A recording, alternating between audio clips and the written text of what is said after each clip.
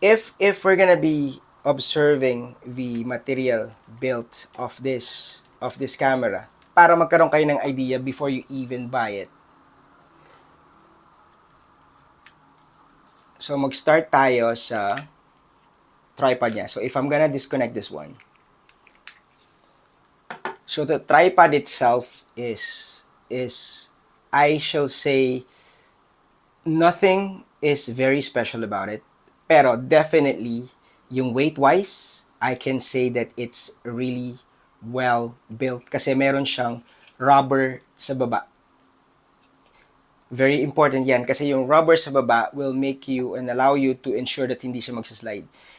Then, yung material itself na ginamit and yung feel, it's not so smooth. Meron siyang konting texture and you can see the DJI logo there. Tapos yung goma sa taas as well.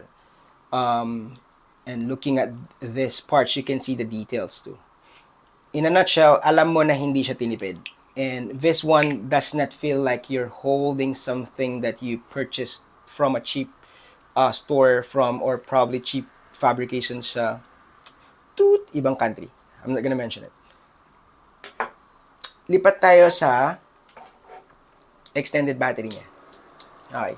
So, this is how the extended battery looks like. Pag pinagmasdan mo siya, looking at this. So actually, nung binuksan ko tong pouch, the first thing that I started to notice is this part. I really like it. Basically, it's like a goma. It's like a rubber material na merong texture. Which is really good kasi basically, texture allows you to ensure that there's grip, no? Yung quality nito is above my expectation. Kasi why? Other than making it rubber, if you are a person who is into detail, mapapansin mo siya na you can actually see the fine cuts of all those lines. Tapos, look at this. It slowly fades away here.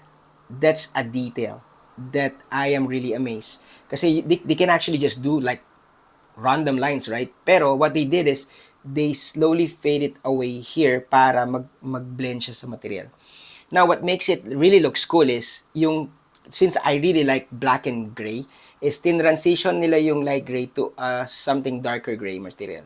Tapos yung material din ito is basically plastic siya pero mas less yung surface niya medyo mas smooth pero hindi siya super smooth. Pero what makes it really nice is what I like about this kind of surface is hindi sila fingerprint magnet. So if maselan kayo sa gamit nyo at ayaw nyo yung oily hands nyo will leave the mark, this is why it makes it so special. Kasi as you can see, I've been holding it for a long time now. Walang naiiwan na mark ng fingerprint ko. Tapos yung port din natin para sa screw ng whatever ng tripod is, you can see that it's really clean. Hindi siya basta lang nilagay doon. Now, look at the details as well. Yung button ng latch, they even put attention to put a light there para to ensure na itong battery lets you know na meron siyang charge. Diba? So basically, you don't even have to think connecting it to some other devices just to check the battery. Yung latch niya as well is this. Normally, I'm a bit skeptic sa mga latch, pero I can say that this is solid. This is solid. You know why I'm saying this is solid? Kasi I remember when Osmo Action 2 was new, probably 2 years ago, I was so excited to get an extra latch from Telecine. And guess what? After using it once, Telecine, basag yung mga latch niya. Yung spring, lumipad. Basag agad yung clips niya. So that's why I'm very skeptic about sa mga latch. And this one, I don't think that's gonna happen. Kasi as you can see, pinipuwersa ko na to, hindi siya natatanggal. And something I got from Telecine last time, hindi ko man binabaklas and unintentionally, pero when I was using it, nabasag siya mag-isa. Okay, so let's move on. Hindi na tayo mag-go through details dito kasi basically it's the same as this one. The battery, it's almost the same. So it's very light kasi wala siyang laman. And this one, you can feel na meron siyang laman pero magaan pa din siya. Kasi it's a battery. Ay, tapos, kanina pinakita ko sa inyo yung dead cat as well. Solid to, solid. Maliban sa I'm enjoying holding it kasi napaka-smooth, is ito, yung sinasabi ko kanina. Yung clip na yon, it goes here para hindi sila maghiwalay. So basically, yung dead cat and yung microphone, meron silang forever. As long as connected silang dalawa. Ayan. So, meron silang forever, di ba? So, tanggalin natin siya. As you can see, nung pagtanggal ko, may effort. Let's move on to the wireless mic. One of the best. One of the best. Hindi to hype. Look at that quality. Expose yung circuitry sa loob. And I really like the idea that they, approach it this way. Para siyang nothing product, like the nothing ear, nothing phone. You can actually see what's inside it. Which is super cool, di ba? Without you even being technical, you know what's happening inside by just visually seeing it. And if you research, probably, is a normal human being do not read. They just scan it. So, you, as a normal human being, you don't even have to think about what's happening inside this microphone. You just have to scan it. You know that it's doing its thing. So, ganyan siya. Just, you can ignore this because that's the owner of the rental company. So, it feels like a semi-metal as well. I'm not sure what kind of material this is, but it's plastic in front. Then this one is like a semi-metal or probably still plastic. Ang ganda ng microphone niya, parang retro, futuristic ang dating sa loob. Tapos meron siyang mga detailed buttons dyan. Power, connectivity, and then the USB-C. You can see the details, di ba? Pag binalikan natin ulit yung wireless microphone natin, the moment that you hold it, you know that it's a premium accessory. It doesn't feel like it's cheap. If you're gonna look at this part, it looks like a retro, futuristic microphone. Yung mga sinaunang ginagamit nila Marilyn Monroe, yung nakasabit sa kisame. Ito yun. No, it's not kisame. Just a mount. Yeah. So, looking at the sides, you can see the detailed buttons available. Connectivity, power, and then indicator if it's connected. Then, sa baba niya is a connector as well. So, in the future, probably you can charge this dun sa mga base nila once it's available. And then, this side is for the record button and the charging. This can actually record. So, in case you didn't know, you can store the recording here as well. Meron siyang memory card. Pero, not gonna cover that one. Pero, just letting you know that it's available here.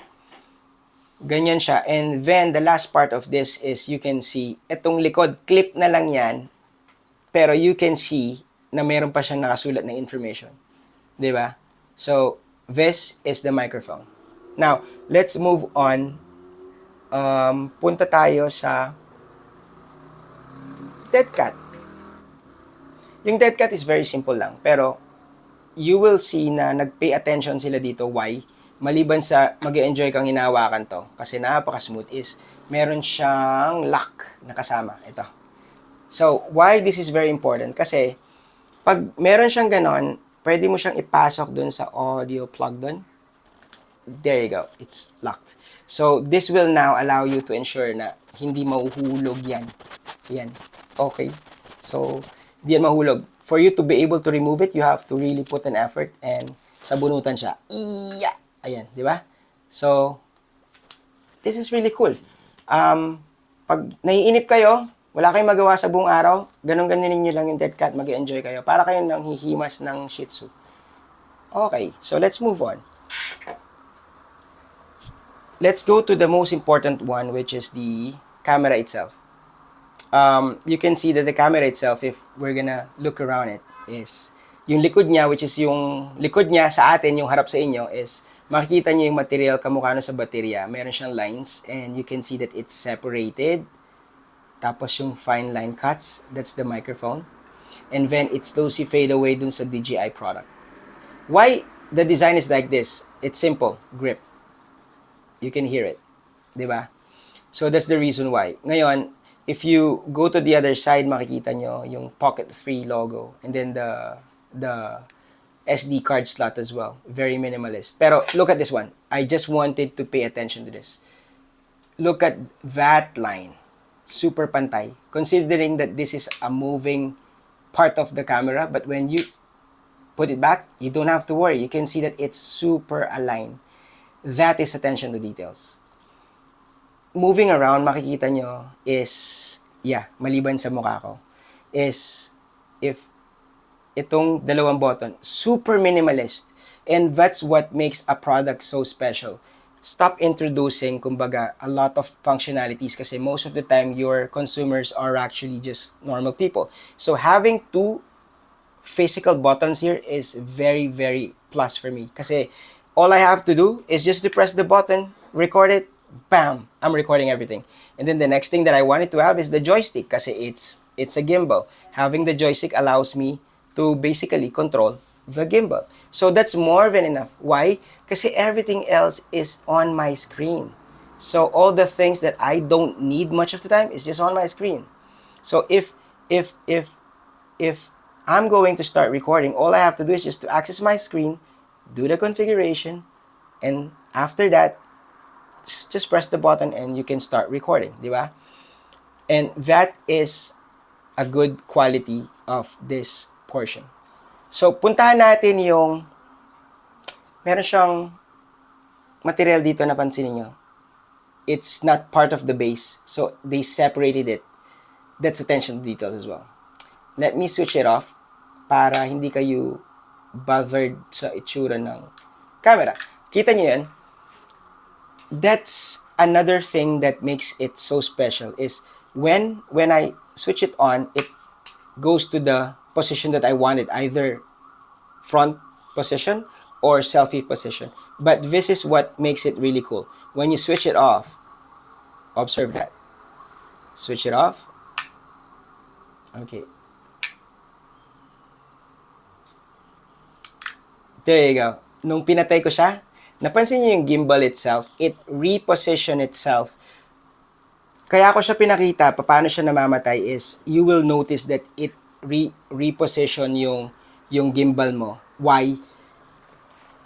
Siyempre, the next thing that you don't want to worry about is, bago mo siya ibalik sa case niya is it aligned?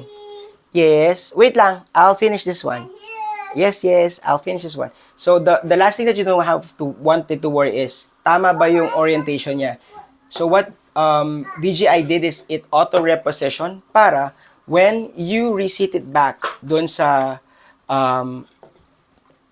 bed niya is, if I switch it on, kasi gumalaw siya, so, patayin natin ulit. Okay, so if I switch it off, switching it off now, nakaposition na siya ngayon. Then you can see, now I can reset it back here safely. So that's how it looks like pag nasa loob siya ng case natin. And that ends, 1 second Maggie, don't touch that. And that ends this episode about the quality of the device.